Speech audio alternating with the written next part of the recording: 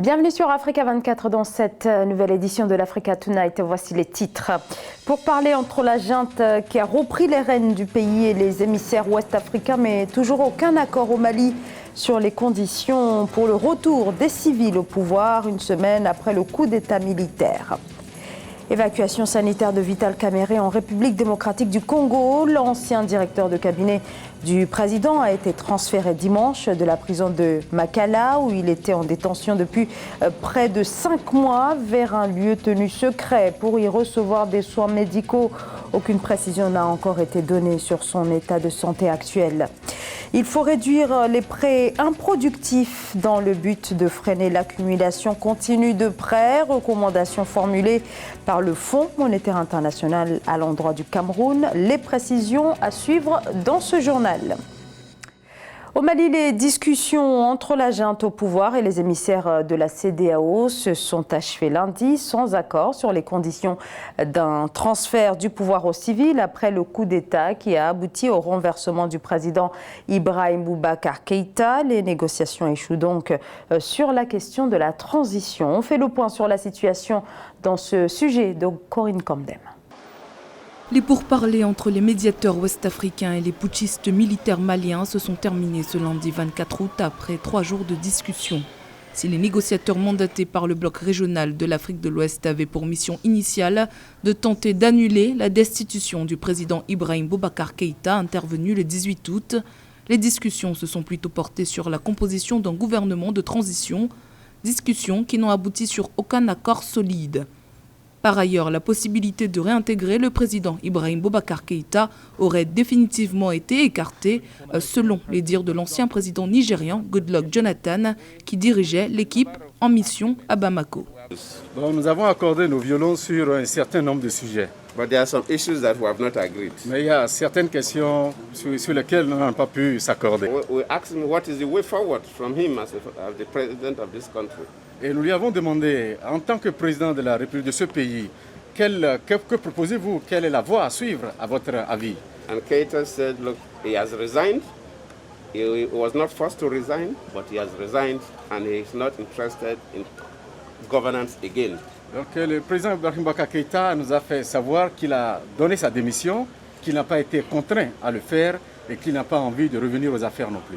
Ces pourparlers ont eu lieu alors que la CEDEAO brandissait des menaces de sanctions régionales à l'encontre de la junte militaire connue sous le nom de Comité national pour le salut du peuple. Sanctions que le CNSP souhaite vraisemblablement éviter via quelques concessions qui cependant ne déformeraient pas trop leur plan d'action initial. Le président Ibrahim Boubacar Keïta, qui ne souhaite plus revenir aux affaires politiques, a dit vouloir une transition rapide pour que le pays revienne à un gouvernement démocratique élu. La CEDEAO a donné son point de vue par rapport à leur concept de transition. Nous aussi, on a discuté par rapport à ce que nous, on pensait de la transition. L'architecture finale de la transition sera discutée et définie entre nous. On a exigé, au regard des efforts qui ont été faits, qu'ils voient aussi comment lever les sanctions. Parce que tout ce qui nous anime, nous, c'est vraiment que le peuple ne souffre pas. Ce coup d'État a soulevé la perspective de nouvelles turbulences politiques au Mali, qui, comme d'autres pays de la sous-région sahélienne, est confronté à une menace croissante de la part des militants islamistes. Menace que la CEDEAO prend très au sérieux et qui inquiète davantage l'organe sous-régional, puisque le CNSP n'est pas pressé de remettre le pouvoir. La junte souhaite le conserver pendant au moins 3 ans avant que le pays ne revienne au régime civil. En République démocratique du Congo, Vital Kamerhe, en détention depuis le mois d'avril, a été évacué de sa cellule de prison pour suivre des soins dans un hôpital de Kinshasa. Nommé directeur de cabinet du chef de l'État en janvier 2019, Vital Kamerhe a été par la suite condamné à 20 ans de prison pour détournement de fonds. Malgré sa condamnation, il a toujours clamé son innocence. Vital Kamerhe qui serait actuellement hospitalisé en urgence. Nathalie Mouffe. L'ancien directeur de cabinet du président de la République démocratique du Congo, Vital Kamerhe, a été évacué dans une clinique de la capitale Kinshasa ce 23 août 2020. Une urgence provoquée par la détérioration de son état de santé depuis sa mise en détention à la prison de Makala.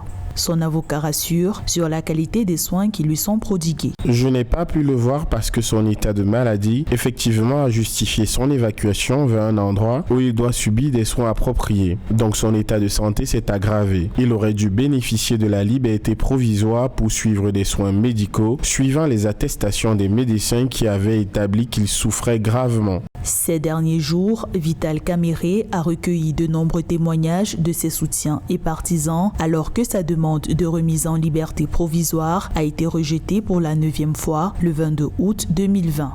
De plus, selon son conseil juridique, son procès en appel prévu le 21 août 2020 a été une nouvelle fois reporté. Des raisons de procédure ont été évoquées. La justice, elle est rendue pour le peuple. Nous voulons un procès équitable et nous voulons l'arbitrage du chef de l'État. Ancien président de l'Assemblée nationale de la République démocratique du Congo, Vital Kamerhe a été condamné à 20 ans de travaux forcés en juin 2020. La prochaine audience pour son procès en appel est fixée au 18 septembre 2020. Au Zimbabwe, un humoriste du nom de Victor Mpofu s'est lancé dans la satire politique, un genre que Victor Mpofu, 34 ans, malgré la peur des représailles du gouvernement, emprunte afin de mettre en lumière, à travers notamment sa chaîne YouTube, les problématiques politiques et sociétales du Zimbabwe. Kamesh Katapouli. Victor Mpofu n'est pas un humoriste comme les autres. À 34 ans, ce jeune père de famille zimbabwéen a décidé de se lancer dans la satire politique, un registre utilisé pour dénoncer les problèmes politiques de son pays. Dans ses sketchs, l'humoriste se glisse même dans la peau du président Emmerson Mnangagwa, une façon pour lui de critiquer les méthodes du chef de l'État qui rappellent quelque peu celles de son prédécesseur Robert Mugabe. Nous avons un gouvernement qui ne sait ni gérer son économie, ni cette épidémie de coronavirus. Il est donc important pour nous de mettre cela en lumière en utilisant la satire, pour éviter que les Zimbabwéens se noient dans la dépression, dans le stress ou dans les crises d'angoisse. Nous leur donnons de l'humour, et vous savez que parfois, rire est bon pour la santé. Dès son arrivée au pouvoir en 2017, le président Emmerson Mnangagwa avait promis aux Zimbabwéens une nouvelle démocratie. En réalité, la répression dans le pays, notamment contre les opposants politiques, s'est intensifiée. Une politique qui avait été d'ailleurs dénoncée par Amnesty International en 2019. Le 24 juillet dernier, l'ONU avait à son tour exprimé son inquiétude, estimant que la pandémie de coronavirus pourrait servir de prétexte aux autorités pour réprimer la liberté d'expression. Une situation préoccupante pour Victor Mpofu, qui n'a pour le moment pas été confronté aux autorités. C'est encore plus difficile de faire ce métier parce que vous avez peur de disparaître. Vous avez peur d'être enlevé. Vous ne savez pas si votre contenu touchera la bonne ou la mauvaise personne. Vous vivez donc constamment dans la peur. Depuis ses débuts en janvier dernier sur la chaîne YouTube Simuka Comedy International, Victor Mpofu rencontre un franc succès. Ses abonnés se sont multipliés, passant de moins de 1000 à 23 000. Pour le Fonds monétaire international, le Cameroun devrait mettre en œuvre une stratégie plus rigoureuse en matière de lutte contre les prêts improductifs. Il s'agit d'assainir le secteur bancaire qui fait face à un fort endettement, une situation à risque. Les précisions de Philomentine. Le plan national de réduction des prêts improductifs n'est pas encore pleinement mis en œuvre au Cameroun.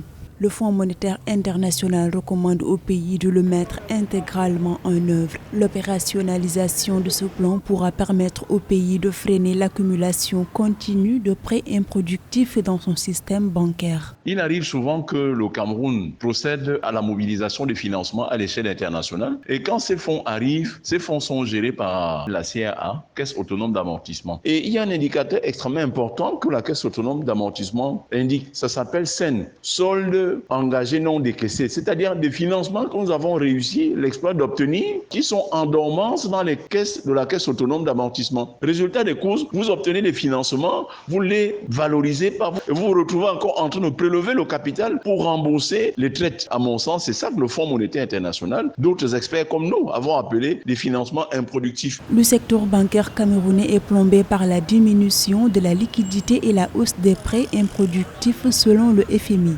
Certaines banques du Cameroun sont insolvables. Le rapport sur la stabilité financière internationale du FMI fait état de 12,4% de prêts non productifs par rapport au total des prêts bruts en 2018 au Cameroun. Pour faire en sorte que le service de la dette extérieure du Cameroun et même de la dette intérieure ne plombe toutes les velléités de développement durable du Cameroun, c'est normal qu'on puisse demander au Cameroun de limiter, à défaut de rationaliser, sinon apurer le service national des financements improductifs. Selon les autorités de la communauté économique et monétaire de l'Afrique centrale, des mesures urgentes devraient être prises dans le but de réduire le niveau élevé et croissant des prêts non productifs et de redresser rapidement les banques en difficulté afin de restaurer leur capacité à prêter à l'économie et de préserver la confiance dans le secteur financier.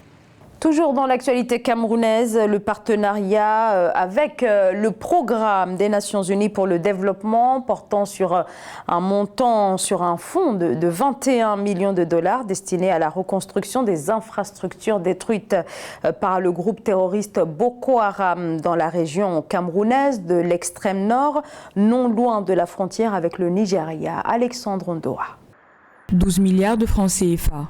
C'est la somme consentie par l'État du Cameroun pour la reconstruction de la région de l'extrême nord, dévastée par les attaques de la secte nigérienne de Boko Haram. Ce programme de reconstruction en partenariat avec le programme des Nations Unies pour le développement PNUD s'articulera autour de 3 axes: construction des édifices, sécurité et relance économique. Je pense effectivement qu'il faut penser à l'infrastructure économique. Mais en mettant en place des infrastructures économiques qui permettent que des entreprises viennent valablement s'installer, recrutent de la main-d'œuvre locale et puissent déployer le business de manière à créer des sources de revenus pour les municipalités, pour les villages, pour les communautés locales.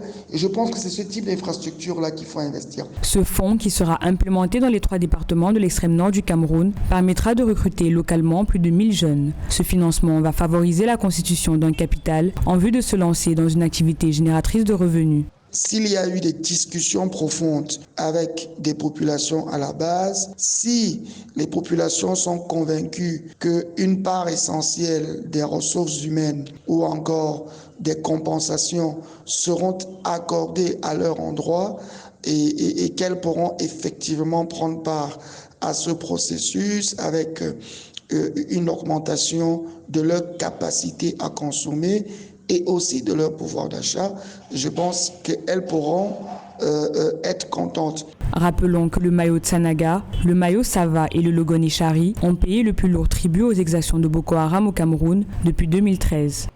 Après 15 ans de pourparlers, la zone de libre-échange entre l'Algérie et l'Union européenne est censée entrer en vigueur le 1er septembre, mais elle semble compromise en raison des problématiques soulevées par des dirigeants politiques, des chefs aussi d'entreprises et des économistes algériens qui dénoncent une balance commerciale largement en défaveur de la 4e économie du continent africain. Corinne Eoné.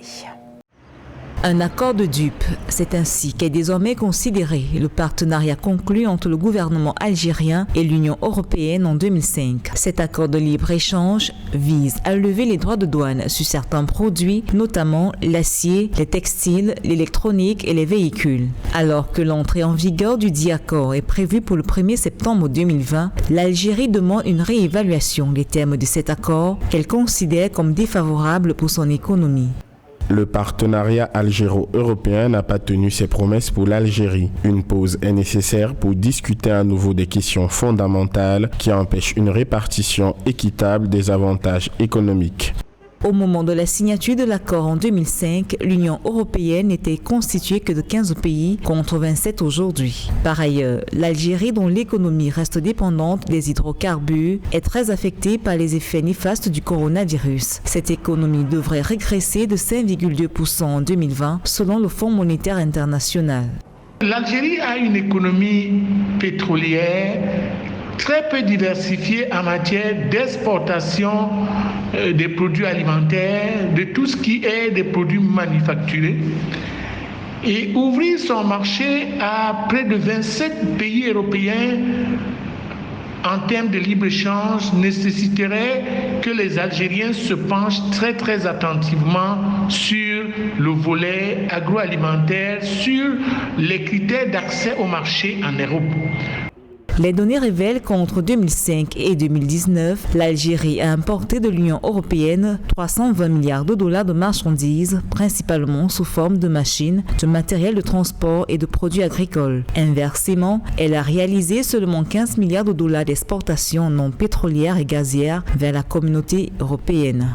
La Côte d'Ivoire et le Ghana entendent rapprocher davantage leur filière cacao et une étape de plus vient d'être franchie avec la création d'une organisation régionale appelée Initiative Cacao Côte d'Ivoire-Ghana qui a pour but de coordonner les institutions et les politiques cacaoyères des deux États afin de pouvoir défendre au mieux leurs intérêts. Aïssatou Bari. Les deux plus importants producteurs de cacao au monde, la Côte d'Ivoire et le Ghana, ont annoncé la création d'un organisme régional de coordination de leurs efforts communs dans la filière cacao.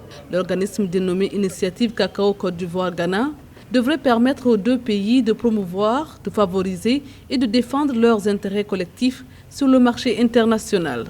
Je pense que toute idée de se mettre ensemble pour en faire une synergie est toujours une très belle initiative à saluer. Ce qui est paradoxal, c'est que ces deux pays n'ont aucune influence sur la fixation des prix. Il est essentiel que le Ghana et la Côte d'Ivoire créent un organisme pour fédérer leurs forces, leurs énergies et pour former une force capable d'influencer de façon significative la fixation de la matière dont ils sont les premiers producteurs.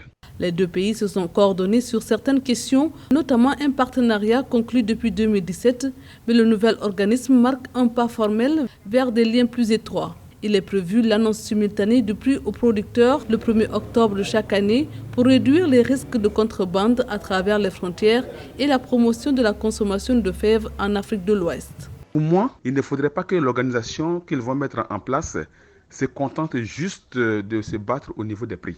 Il faut déjà penser à la transformation de la matière du cacao. La plupart de ce que nous produisons, c'est exporté.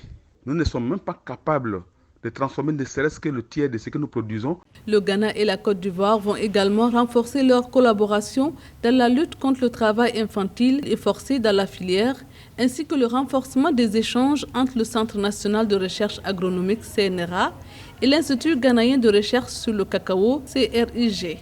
En raison de la situation sanitaire liée au coronavirus, il y a cette peur de retourner chez le médecin. La peur de contracter le Covid-19 pousse de nombreux patients à ne plus consulter leur médecin généraliste ou encore à se rendre aux urgences. Un renoncement aux soins qui pourrait avoir des effets dramatiques. Cabinets médicaux et services d'urgence désertés, c'est un sujet d'Ashley Duprat. Se rendre à un rendez-vous médical en ces temps de pandémie de Covid-19, une peur partagée par bon nombre de patients au Ghana. Et pour cause, le pays serait le plus touché par la maladie en Afrique de l'Ouest. Honnêtement, au début, à cause de ma peur de la maladie, j'ai raté environ 2 de mes rendez-vous prénataux. Mais quand j'ai vu les mesures de précaution prises, j'ai décidé de continuer la prénatale. Quand je viens ici, la distanciation sociale est respectée. On nous propose de nous désinfecter les mains. Je me sens en sécurité à l'hôpital. Comme Sophia, des jeunes mères n'ont pas eu le courage d'amener leurs enfants dans des centres de santé par peur de contracter la maladie. Des visites pourtant cruciales pour la santé des jeunes enfants qui ont besoin de leur vaccination. Des vaccinations autour desquelles les autorités de santé du pays ont organisé des campagnes afin de toucher le plus grand nombre. Bien qu'affectées par la pandémie dans un premier temps, ces campagnes de vaccination de masse d'enfants ont progressivement repris. Nous avons élaboré des lignes directrices en collaboration avec l'UNICEF et l'OMS, en particulier dans le domaine des services de santé maternelle et infantile.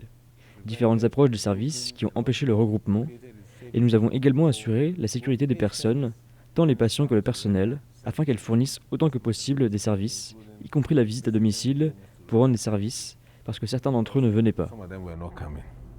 Si des efforts ont été fournis, les prévisions quant à l'avancée de la maladie dans le pays sont plutôt pessimistes et affecteraient lourdement les vaccinations infantiles.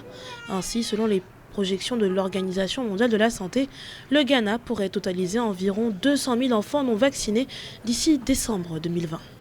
Ce journal a été réalisé par l'ensemble de la rédaction. Merci de votre fidélité. Dans un instant, une nouvelle édition de l'actualité sur Africa 24.